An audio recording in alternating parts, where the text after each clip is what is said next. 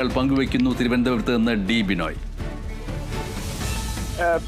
ബിനോയ് വിശ്വത്തിന്റെ ശക്തമായ ഒരു വിദ്വേഷത്തിന്റെ വരികളാണ് രണ്ടെണ്ണം നമുക്ക് എടുത്തു പറയേണ്ടത്. അതിൽ പ്രധാനമായും നമുക്ക് പറയേണ്ടത് ഇതെന്തൊരു സർക്കാരാണ്, ഇതെന്തൊരു ശൈലിയാണ്. ഈ രണ്ട് പ്രയോഗങ്ങൾ അത് സൂചിപ്പിക്കുന്നത് ബിനോയ് വിശ്വത്തിന്റെ രൂക്ഷമായ വിദ്വേഷം തന്നെയാണ്. കാരണം ഇന്നലെ ഒക്കെ നമ്മൾ അദ്ദേഹത്തെ ബന്ധപ്പെടാൻ ശ്രമിച്ചപ്പോഴും ഒപ്പിട്ടോ അങ്ങനെയാണെന്നുണ്ടെങ്കിൽ അത് തെറ്റായി, അത് മുന്നണിക്ക് വിരുദ്ധമാണ് എന്ന് പറഞ്ഞിരുന്ന ബിനോയ് വിശ്വം ഇന്ന് പാർട്ടി സംസ്ഥാന സെക്രട്ടേറിയറ്റിന് ശേഷം മാധ്യമങ്ങളെ കാണുമ്പോൾ സാധാരണ നമ്മൾ കാണുന്ന ബിനോയ് വിശ്വം അല്ലായിരുന്നു. വളരെയധികം രൂക്ഷമായ ഭാഷയിലാണ് സർക്കാരിനെയും CPM-നെയും വിമർശിച്ച് നമുക്ക് കാണാൻ കഴിഞ്ഞത്. പ്രത്യേകിച്ചും ഇടതുമുന്നണിയിൽ ഒരിക്കൽ പോലും നടക്കാൻ പാടില്ലാത്ത ഒരു കാര്യം നടന്നിരിക്കുന്നു. കാരണം ഒരു കൂട്ടായ്മയാണ് ഇടതുമുന്നണി. ആ ഇടതുമുന്നണിയിൽ ഒരു തീരുമാനമെടുക്കുമ്പോൾ ബന്ധപ്പെട്ട ഘടകകക്ഷികളുമായി ചർച്ച ചെയ്ത് ആ തീരുമാനത്തിൽ ഒരു ഏകദേശമായ ഒരു ഒത്തൊരുമ ഉണ്ടാകണം. അത്തരത്തിൽ ഒരു ഒത്തൊരുമയുമില്ലാതെ ഒരു ചർച്ചയുമില്ലാതെ മാധ്യമങ്ങളിലൂടെ മാത്രമാണ് PM ശ്രീ പദ്ധതിയിൽ ഒപ്പിട്ട വിവരം താൻ അറിഞ്ഞതെന്നും ഒരു IAS ഉദ്യോഗസ്ഥയെ ഡൽഹിയിൽ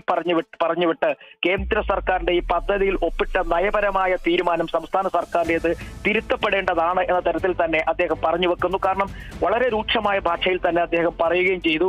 ഒപ്പം ഈ RSSന്റെ ഇതായ ചില പാഠ്യപദ്ധതികൾ കൂടി ഉൾപ്പെടുത്തി വരുന്നതാണ് ഈ PM ശ്രീ പദ്ധതി. പ്രത്യേകിച്ചും LDF എന്ന് പറയുന്ന ഇടതുമുന്നണി എന്ന് പറയുന്നത് ഒരു തിരുത്തൽ ശക്തിയായി ജനകീയമായ മുന്നേറ്റം നടത്തുന്ന ഒരു സംവിധാനമാണ്. ആ സംവിധാനത്തിന് ഒരിക്കൽ പോലും അംഗീകരിക്കാൻ കഴിയാത്ത ഒന്നാണ് PM ശ്രീ പദ്ധതി. അതായത് NEP ദേശീയ പാഠ്യ പദ്ധതിയുടെ ഷോക്കേസിനകത്തിരിക്കുന്ന ഒരു പ്രത്യേക വസ്തു എന്ന നിലയാണ് അദ്ദേഹം പറഞ്ഞത്. ഒരു വസ്തുവാണ് ഈ PM ശ്രീ പദ്ധതി. അതിനകത്ത് തീർച്ചയായും മതവിദ്വേഷത്തിന്റെയും മതത്തിൻ്റെതുമായ ചില ചിന്തകൾ ഉണ്ടാകും. അതൊരു പക്ഷേ നമ്മുടെ പുതിയ തലമുറയ്ക്ക് പഠിക്കാൻ വേണ്ടിയുള്ളതല്ല എന്ന് അദ്ദേഹം പറഞ്ഞു വെക്കുമ്പോഴും ഒരു കാര്യം ഉറപ്പാണ്, CPIക്കുള്ളിൽ വലിയ തരത്തിലുള്ള വിദ്വേഷം ഈ രീതിയോട് ഈ ശൈലിയോട് പുകഞ്ഞു പൊങ്ങി എന്നുള്ളത് വ്യക്തമായി കഴിഞ്ഞിരിക്കുന്നു. കാരണം സാധാരണഗതിയിൽ പാർട്ടി സംസ്ഥാന സെക്രട്ടേറിയറ്റ് യോഗം ഉച്ചകൊണ്ട് പിരിയുന്നതാണ്. പക്ഷേ അതിന്നൊക്കെ വൈകി സെക്രട്ടേറിയറ്റ് യോഗം തുടങ്ങി ഏകദേശം 4 മണി വരെ പാർട്ടി സംസ്ഥാന സെക്രട്ടേറിയറ്റ് യോഗം ചേർന്നിരുന്നു. മന്ത്രിമാർ ഉൾപ്പെടെ, അതായത്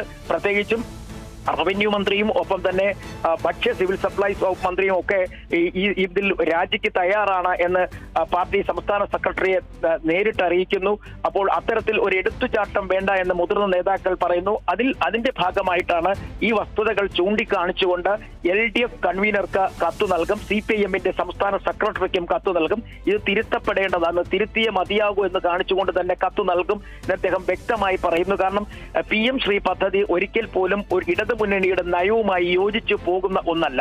സംസ്ഥാന സർക്കാരിന് ഫണ്ട് കിട്ടണം എന്നതിന്റെ പേരിൽ ഇത്തരത്തിൽ RSS അല്ലെങ്കിൽ കാവ്യവൽക്കരിക്കപ്പെടുന്ന ചില പാഠ്യപദ്ധതികൾ നമ്മുടെ തലമുറകൾക്ക് പകർന്നു കൊടുക്കാൻ നടത്തുന്ന ഈ കേന്ദ്ര സർക്കാരിന്റെ ഉദ്യമങ്ങൾക്കെതിരെ ശക്തമായി മുന്നിട്ട് നിന്ന് സമരം ചെയ്യേണ്ടവർ തന്നെ ആ പദ്ധതികളെ അംഗീകരിച്ച് ഒപ്പം നിർത്തുന്നതിനോട് ഒരിക്കൽ പോലും CPM എന്ന് പറയുന്ന പാർട്ടിക്ക് അംഗീകരിക്കാൻ കഴിയില്ല എന്ന നിലപാട് തന്നെ അദ്ദേഹം ആ വാർത്താ സമ്മേളനത്തോടെ വ്യക്തമാക്കുകയും ചെയ്തു. പ്രത്യേകിച്ച് മറ്റൊരു കാര്യം അദ്ദേഹം പറഞ്ഞത് കേവലം കുറെ ബ്ലോക്കുകൾ, അതായത് 168 ബ്ലോക്കുകൾക്കാണ് ഈ പൈസ നൽകാൻ പോകുന്നത്. അതുവഴി 300 ചില്ലുവാനം സ്കൂളുകളാണ് ഈ പദ്ധതിയിൽ ഉൾപ്പെടുത്താൻ പോകുന്നത്. അങ്ങനെ ഇത്രയും കുറച്ച് സ്കൂളുകളെ മാത്രം ഉൾപ്പെടുത്തിക്കൊണ്ട് അവർക്ക് വേറൊരു തരത്തിലുള്ള ഒരു പാഠ്യപദ്ധതി അവരിലേക്ക് എത്തപ്പെടുമ്പോഴേക്കും ഉണ്ടാകുന്ന ഈ സാമൂഹികമായ മാറ്റങ്ങൾ, പ്രശ്നങ്ങൾ, അതിനെക്കുറിച്ച് ചർച്ച ചെയ്യണം. എന്തായാലും LDF പോലുള്ള ഒരു സംവിധാനത്തിൽ ചർച്ച ചെയ്യാതെ ഇത് മുന്നോട്ട് കൊണ്ടുപോകുന്നതിന് CPIക്ക് മാത്രമല്ല CPM-നകത്തുള്ള ചില നേതാക്കൾക്ക് പോലും ഈ നീക്കത്തിനെതിരെ വലിയ വിദ്വേഷമുണ്ട്.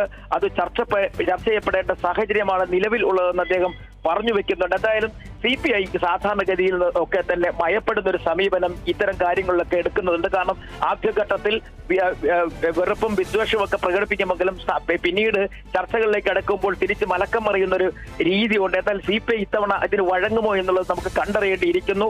27-ാം തീയതി ചേരുന്ന പാർട്ടി സംസ്ഥാന കൗൺസിൽ യോഗത്തിൽ ഇതുമായി ബന്ധപ്പെട്ട അന്തിമ തീരുമാനമുണ്ടാകും. അന്ന് ഇതേക്കുറിച്ച് കൂടുതൽ വ്യക്തമായി പറയാം.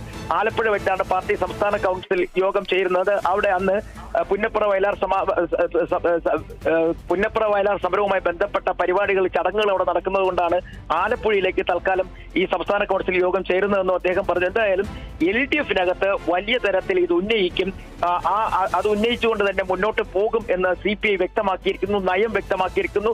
കർശനമായ ശക്തമായ ഭാഷയിൽ തന്നെ പാർട്ടി സംസ്ഥാന സെക്രട്ടറി ബിനോയ് വിശ്വം അത് മാധ്യമങ്ങൾക്ക് മുന്നിൽ തുറന്നു പറയുകയും ചെയ്തിരിക്കുന്നു. അദ്ദേഹത്തിനുണ്ടാക്കിയ ഏറ്റവും വലിയ വിഷമം ഒരു കാര്യം പോലും ചർച്ച ചെയ്യാതെ മാധ്യമങ്ങളിലൂടെ മാത്രം സന്ധ്യയ്ക്കാണ് ഈ വിവരം അറിയുന്നത്, ഒപ്പിട്ടു എന്നുള്ളത്. അതും മാധ്യമങ്ങൾ വിളിച്ച് ചോദിക്കുമ്പോൾ മാത്രമാണ് ഈ വിവരം അറിയുന്നത്. പിന്നീട് അദ്ദേഹം ഒരു കാര്യം പങ്കുവച്ചത്, 2 പ്രാവശ്യം മന്ത്രിസഭാ യോഗങ്ങൾ 2024 ഡിസംബറിലും 2025 ഏപ്രിലും മന്ത്രിസഭാ യോഗം നടക്കുന്ന സമയത്ത് ഈ വിഷയം, അതായത് PM ശ്രീ പദ്ധതിയിൽ ഒപ്പിടുന്നതുമായി ബന്ധപ്പെട്ട വിഷയം മുന്നോട്ട് കൊണ്ടുവന്നെങ്കിലും ഇത് നയപരമായ തീരുമാനം അനിവാര്യമാണ് എന്ന് CPI മന്ത്രിമാർ ഒറ്റക്കെട്ടായി പറഞ്ഞതിനെ തുടർന്ന് അവിടെ നിന്ന് അത് ചർച്ചയ്ക്കെടുക്കാതെ അജണ്ടയിൽ നിന്നും അത് മാറ്റിവെക്കുകയായിരുന്നു. പിന്നീട് ഒരിക്കൽ പോലും ഈ വിഷയവുമായി ഒരു ചർച്ചയും നടന്നിട്ടില്ല എന്ന് CPI സംസ്ഥാന സെക്രട്ടറി ബിനോയ് വിശ്വം തന്നെ പറയുന്നു. എന്തായാലും വരും ദിവസങ്ങളിൽ ഇതുമായി ബന്ധപ്പെട്ട് വലിയ തരത്തിലുള്ള രാഷ്ട്രീയ ചർച്ചകളുണ്ടാവും. ഒപ്പം ASFന്റെ സമരത്തെ പിന്തുണയ്ക്കുന്ന ഒരു സമീപനം കൂടി എടുത്തിരിക്കുന്നു. വിദ്യാർത്ഥി സംഘടനകൾക്ക് കൃത്യമായും ഈ വിഷയത്തിൽ പ്രതികരിക്കാം. കാരണം ഏറെ നാളുകളായി ASFനെ പോലുള്ള വിദ്യാർത്ഥി സംഘടനകൾ ഡൽഹിയിലും മറ്റുമൊക്കെ ഈ PM ശ്രീ പദ്ധതിക്കെതിരെ വലിയ തരത്തിലുള്ള പ്രക്ഷോഭങ്ങൾ നടത്തി വരുന്നുണ്ട്. ആ സമയത്താണ് ഇവിടെ PM ശ്രീ പദ്ധതിയെ സ്വീകരിച്ച് LDF ഒരു നയം പോലെ കൊണ്ടുവരാൻ ശ്രമിക്കുന്നത്. അത് അംഗീകരിക്കാനാകില്ല നിലപാട് വിദ്യാർത്ഥി സംഘടനകൾക്കുണ്ട്. അതുകൊണ്ട് ആ വിദ്യാർത്ഥി സംഘടനകളെ പിന്തുണയ്ക്കുന്ന ഒരു സമീപനം CPIയുടെ ഭാഗത്ത് ഉയർന്നു വന്നിരിക്കുന്നു. എന്തായാലും CPI ഇതിൽ ഒരു വിട്ടുവീഴ്ചയ്ക്ക് തയ്യാറാകുമോ എന്നുള്ള കാര്യം നോക്കിക്കാണേണ്ടതാണ്. കാരണം അവരെ വല്ലാതെ മുറിവേൽപ്പിച്ചിരിക്കുന്നു. പാർട്ടി സാധാരണഗതിയിൽ LDF യോഗങ്ങളിൽ ചർച്ച ചെയ്യേണ്ട വിഷയങ്ങൾ അതിൽ ഒരു വാക്ക് പോലും പറയാതെയും ഒരുപക്ഷെ ഒരു ടെലിഫോൺ സംഭാഷണത്തിന് CPI നേതാക്കന്മാർ പോലും മുതിരാതെ നടത്തിയ ഈ നീക്കം, അതാണ് അദ്ദേഹം പറയുന്നത്. ഒരു IAS ഉദ്യോഗസ്ഥയെ ഡൽഹിയിൽ പറഞ്ഞുവിട്ട് ഒപ്പിടിപ്പിച്ചിട്ട് തിരിച്ചു വന്നിരിക്കുന്നു.